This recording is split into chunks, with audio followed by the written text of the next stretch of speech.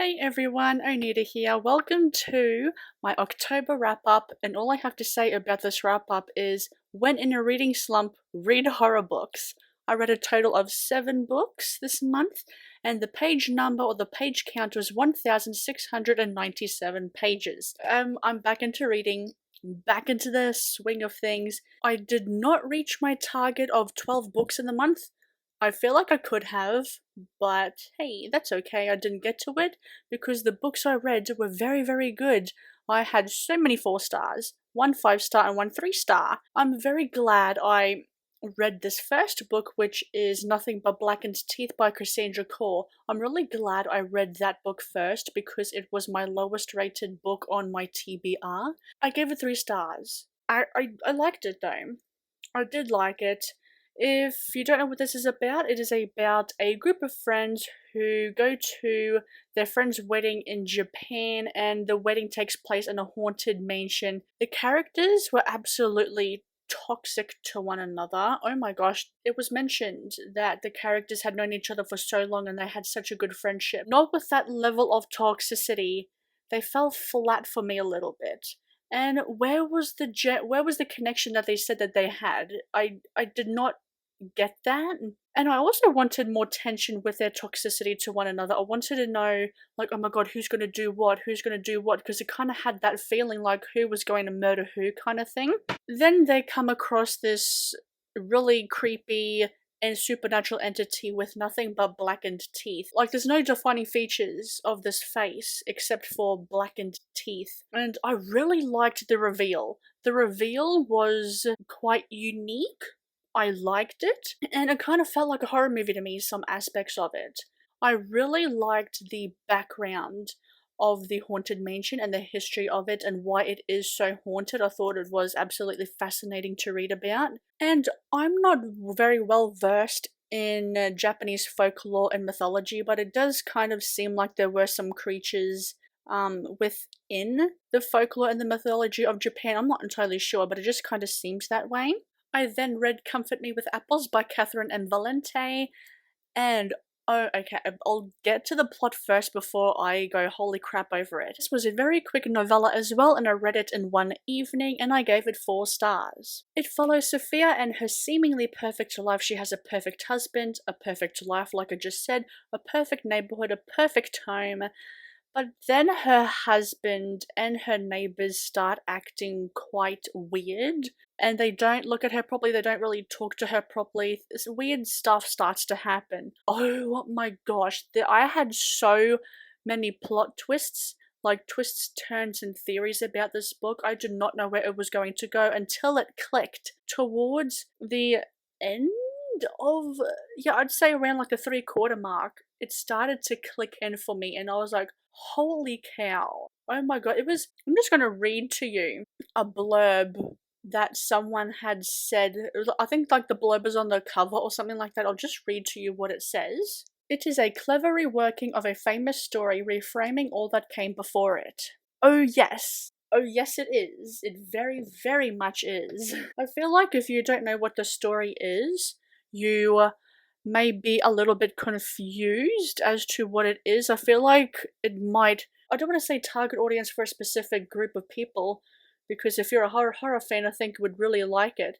But is it really horror though? It didn't feel overly scary, but the writing did give the sense that there was something wrong here. Something is different.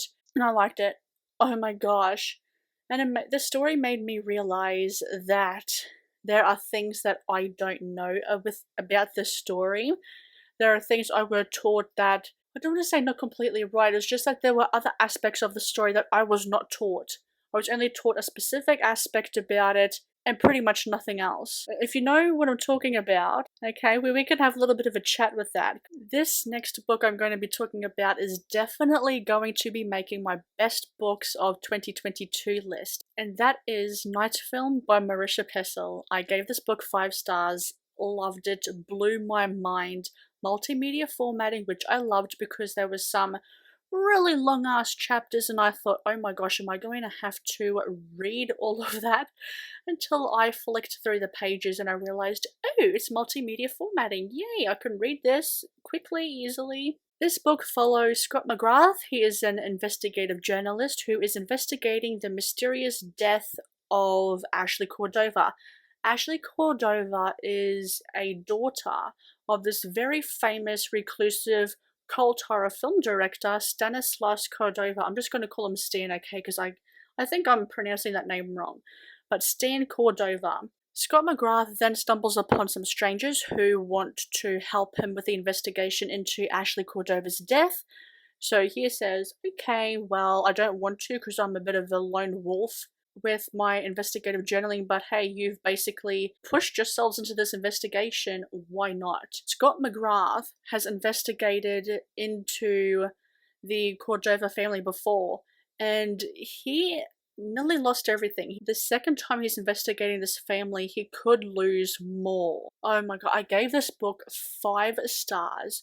Incredible. Loved it so much. I do consider this book to be more of a thriller than a horror. I think the horror aspects surrounded more of the Cordova family, and especially Stan Cordova, and also like his movie sets and just the weird creepy shit that happened in his movie sets. I do think that that was the more horrifying, more spooky elements in this book. I was absolutely completely captivated by this book. There were twists and turns going everywhere, and I did not know where it was going to go. There were some things I had predicted, and they did turn out to be true, but I was still so very, very happy that they turned out to be true because of the way that it came out to be. I don't know what the word I'm thinking of is, but the way that the plot twist revealed itself and the prediction I had, the way that it revealed itself made me so happy. Just the way it was written, it was so good. And the ending of this book, I don't know what to believe. I don't know who to believe. The writing is fantastic. You really don't know who to believe. I don't know who to believe. And just like it gives you, there's this one character that kind of gives you a bit of like a logical explanation into what happened and into like a little bit of the family history of the Cordova family. I don't know whether to believe that person. There is some weird shit going on. There's also black magic involved in this book, and I love that aspect. That was really fascinating to me. But it's so true in some aspects though. I don't think I can remember all this off the top of my head, so I'll just read to you my little note. I think that because the Cordovas are notoriously private, we don't know a lot about them.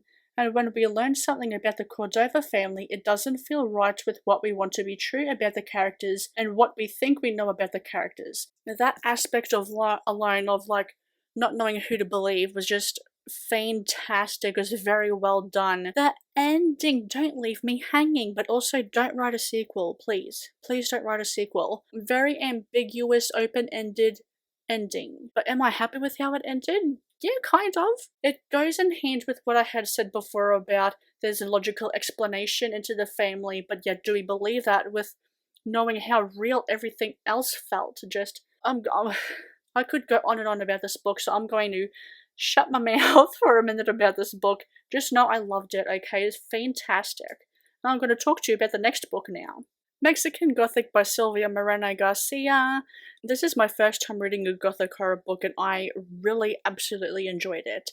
It follows Noemi. She is a socialite living in 1950s Mexico when she receives a letter from her cousin, and her cousin is married to this English gentleman. She's married into the Doyle family. Can't remember the husband's first name for the life of me. And she is writing this letter to Catalina, is the cousin's name. She is writing this letter to her cousin Noemi to plead and beg her to come and save her because she believes her husband is poisoning her. I gave this book 4 stars out of 5. And it was so incredibly vibey, so atmospheric, which I think is what gothic horror is. I think gothic horror does seem to rely a lot on vibes and atmosphere. Some of the characters, with the exception of one person, oh my god, so suspicious. Really suspicious. Like, you get the feeling that there is something really wrong, something really off, and you don't know what it is. Even though it did take me a little while to read this book, I really thought it was quite a fast-paced story to read. I have heard a lot of really good things about Silvia Moreno Garcia's writing, and I am very intrigued with it. So I do want to continue on reading this author's work. Really like the writing, I really like the atmosphere that she has built in this book, and I'm hoping that it will continue on with other books. Sour Candy by Keelan Patrick Burke. This story follows a father and son duo. The son is a bit of a temperamental brat. He gets away with just about everything. He has temper tantrums all the time. But the thing is, the son is not really the son of the father, which is, his name is Phil Pendleton. I should have said that before. They are not related. They don't know each other. They are really not father and son. And oh, this was such a fantastically solid horror novella. Gave it 4 stars out of 5.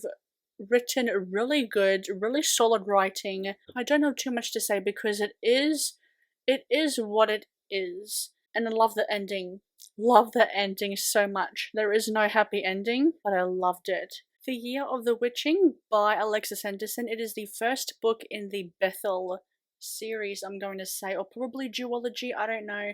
I found out a few weeks ago that it was going to be a sequel, or a series, this book I should say, that there is going to be another sequel. Very excited about that because I really enjoyed this book. It follows Emmanuelle. Her birth was one of scandal and prejudice because her mother had a relationship with a person of a different race.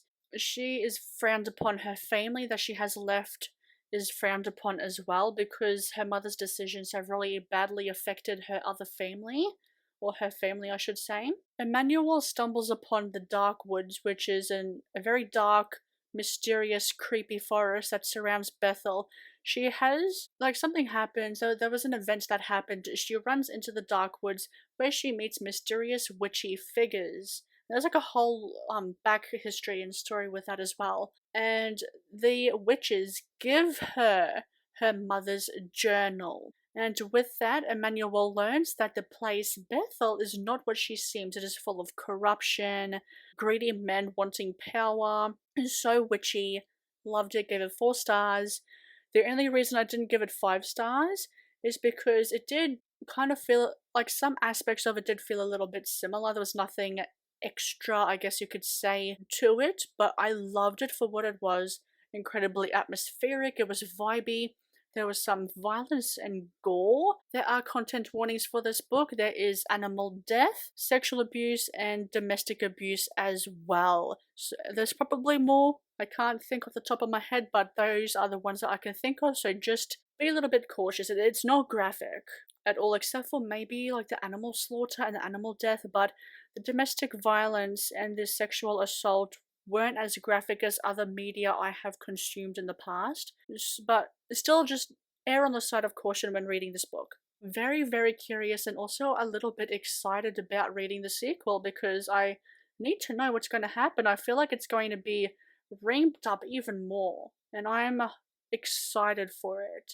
It kind of gives you like a little bit of an inkling of what's going to happen, like especially towards the end, but I'm so hyped up for it. I do feel like there were some passages and some scenes in this book that is definitely very reflective in modern day society, and it's a very subtle thing. I like it when stuff is reflective on modern day society and it's subtle and it kind of like whacks you over the head with like a pillow or a brick when you realize when it snaps that, oh my gosh, you know, this is so true. It does happen even now to this day. There's this character in the book called Ezra. I kept picturing Timothy Chalamet.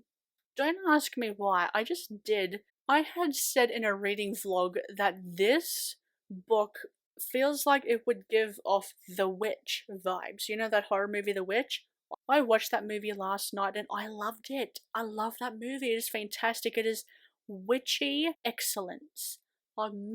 Just fantastic that movie is. And I am kind of right with the witchy aspect vibe and just like the creepy, dark, well, as I consider it dark fantasy, this book, right? With like some creepy horror elements. And I do see some similarities with the movie The Witch and the book as well. I do need to watch The Village. I do need to watch that one to see if it is what the little paragraph or sentence had said when reading about the description of the book that if you like The Village and The Handmaid's Tale, which I already know I love The Handmaid's Tale, but if you like The Village, you like this book, and I do want to watch the movie as well to see if that is correct. I kind of feel like I've been talking about movies more than this book, but I'm going to stop that now, and I'm going to talk to you about the last book I read, which is Come Closer by Sarah Green, and I loved this book as well. And it is a book about, or a novella I should say,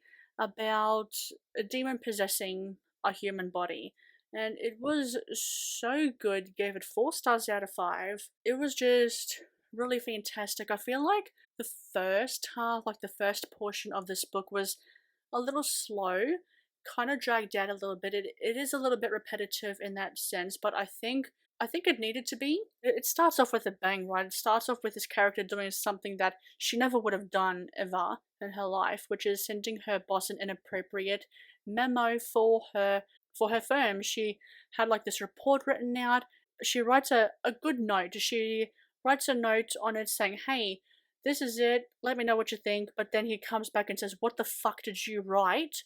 And it was completely different to what she had written, so it starts off with a bang. I feel it does kind of go back and forth a little bit between like, I didn't do that, and the demon starting to slowly take possession of her body. I kind of feel like you need that slowness in the start, because of course the character is going to be like, oh my gosh, am I, do I have like a mental health problem, or am I actually possessed by a demon? What is happening?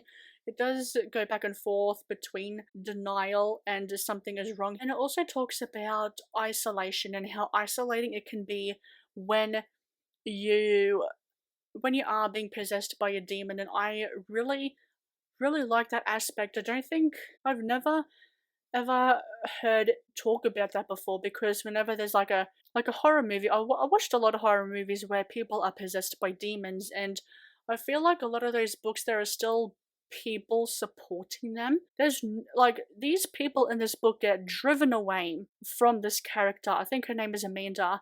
Her loved ones get driven away, and it does talk a lot about isolation and how scary it can be because you don't know what the fuck is happening. But then at the same point you kind of don't give a crap because slowly the demon is taking over your body. It was good. It was really good. I'm glad I read this book because I've been wanting to read it for a little while now. I always keep seeing it popping up every now and then. But I will say the book does move along a lot faster as soon as the possession really takes hold. Thank you very much for watching, everyone. As you can tell, I have had a blast this month, or the past month I should say. Loved this reading month. I feel like I'm back in my game. Let me know what books you have read in the month of October. I'd really like to know. Did you read horror books? Did you not read horror books? And I will see you in the next video. Bye!